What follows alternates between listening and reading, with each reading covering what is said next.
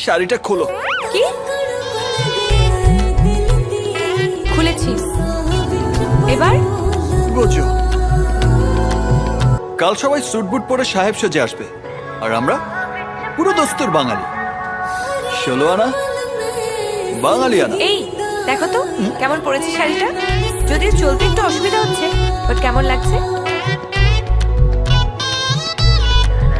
ও মা, এটা শাড়ি পরেছো না গায়ে চাদর জড়িয়েছো? শাড়িটাও পরতে জানো না? তা বিয়ে থেকে বেনারসির বদলে নাইটি পরেছিলে নাকি? সত্যিই জানি না শাড়িটা পরতে। বিয়ের সময় পিসিমণি পরে দিয়েছিল, খুলেছিলাম আমি নিজে। খুলতে জানো, পড়তে জানো না, শুধু ফেসবুকে চ্যাটিং করতে জানো। চুপ করো তো, এক জিনিস নিয়ে ঘ্যানোর ঘ্যানো।